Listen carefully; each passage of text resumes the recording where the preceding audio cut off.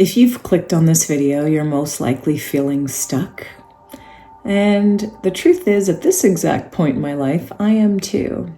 But I wanted to share with you some of the things that I do when I'm feeling stuck that not only guide me to the right direction, but it ends up working out literally better than I ever expected. So I've got my trusty journal here, and I'm going to share with you some of the things, like I said, that I'm doing when I feel stuck. And it happens to be that I'm in a transition at this point as well. So we're kind of going through it together.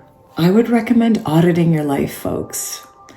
Audit some of the expenses. Do you have a bunch of subscriptions that you don't need? A bunch of movie subscriptions, Prime and Netflix. Listen, there's nothing wrong with those things, but do we need them all? Can we cut some expenses? Can you share a car? Can you downsize? A lot of times we have to keep up with a lifestyle that we created for ourselves. But if we do some tweaks, we might find that relieves some of the pressure, stress, and anxiety. What about the content that you follow? Do you feel icky after certain platforms? Is there a bunch of content that you're scrolling through mindlessly and it's making you feel worse after? Do an inventory on the content you're following. Is it uplifting? Is it giving you ideas? Is it motivating you? You can actually use your feed. I've heard Dan Martell say this: use your feed to feed your mind. Use the algorithms and plug in the things you do want to learn about. Maybe it's stocks, investments, learning new skills, how to edit, how to create videos. Use your feed to feed your mind. I'm a huge fan of journaling. I have my journal here. I'm going to be putting a bunch of journals on the Whatnot channel so I can sell them.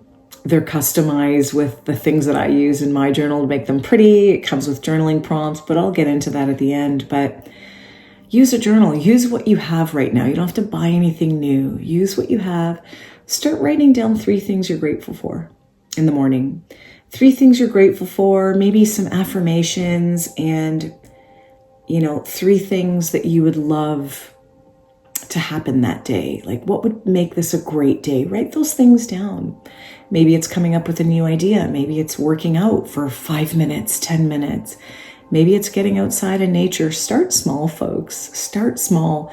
You'd be surprised that small steps lead to massive momentum in the right direction. While you've got your journal out, write down what you're good at.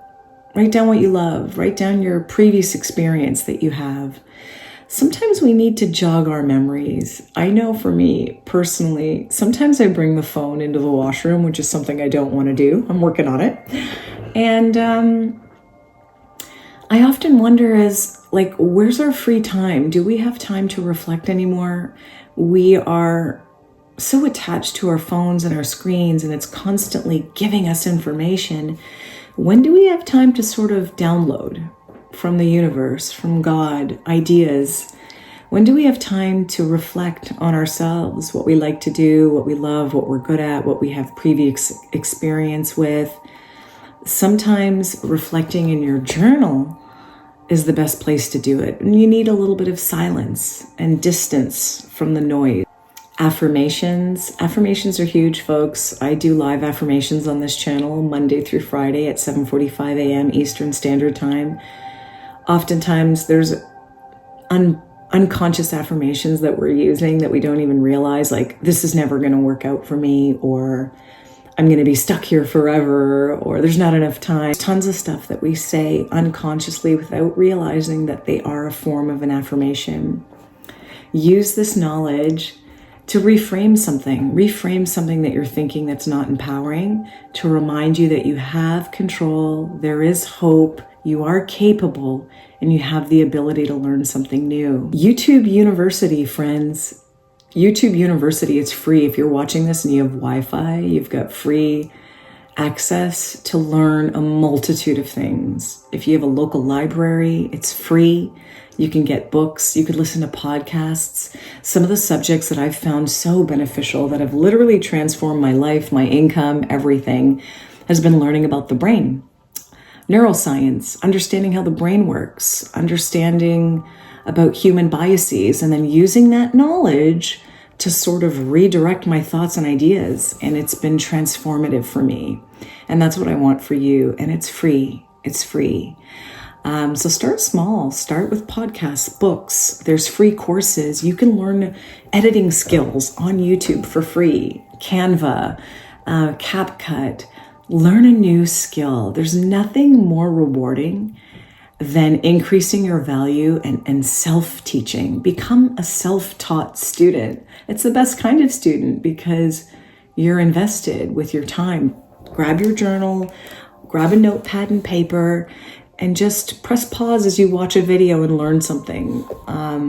Read a book and write your notes down. Do an online free class. Sometimes the library has them for free. LinkedIn, if you have a membership, you can get free classes there. Start a micro hustle. Maybe you go on to Whatnot or eBay or something and sell some gently used items or unused items.